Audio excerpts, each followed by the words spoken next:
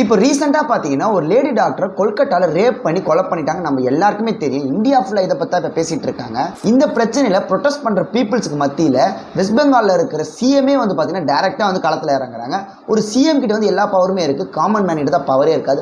அவங்க ஏன் வந்து ப்ரொட்டஸ்ட்டில் இறங்கணும், எங்களுக்கு நீதி வேணும் நீதி வேணும்னு சொல்லிட்டு அவங்க நினச்சா அந்த கேஸை வந்து எப்படி வேணால் எடுத்துகிட்டு போகலாம்ல. அது என்னன்னு புரியல. அப்போ பெரிய பெரிய தலைங்க இன்வால்வ் இருக்கா இல்லையான்னு எனக்கு டவுட்டாக இருக்குது. எனக்கு ஒரு கேள்வி என்னென்னா, இந்த மாதிரி ஆயிடுச்சு, இதுக்கப்புறம் மக்களும் மறந்துடுவாங்க, மீடியாவும் நம்மளுக்கு அடுத்தடுத்த நியூஸை போட்டு நம்மளை மறக்கடிச்சிருவாங்க.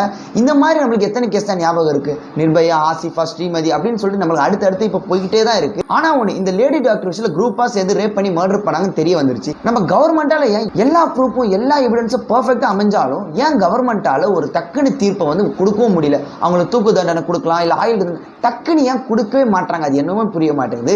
இந்த மாதிரி அடுத்து அடுத்து அடுத்து நம்ம போய்கிட்டு தான் இருக்கும். இப்போ நானும் பார்த்தீங்கன்னா அடுத்த வீடியோ ரெடி பண்ண போயிடும். இந்த வீடியோ முடிஞ்ச உடனே எல்லாமே மாற்றம் தான், மாற்றம் மட்டும் தான் இங்கே மாறவே மாற மாட்டேங்குது. ஆனால் ஒன்று, லா எல்லாருக்கும் ஈக்குவல் தானே, அது ஏன் இங்கே ஈக்குவலாக கிடைக்கவே மாட்டேங்குது, அது தெரியவும் மாட்டேங்குது. ஃபைனலி இப்படி நடந்துருச்சு, இனிமேல் நடக்கக்கூடாதுன்னா இந்த மாதிரி பண்ணுறவங்க தான் திருந்தணும். நிறைய பேர் என்ன சொல்கிறாங்கன்னா, பொண்ணுங்க போகிற ட்ரெஸ் தான் சரியில்லை, அதனால தான் தப்பெல்லாம் நடக்குது அப்படின்னு சொல்கிறாங்க. ஆனால் எனக்கு தெரிஞ்சு பொண்ணுங்க போகிற ட்ரெஸ் மேலே எந்த தப்பும் வராது.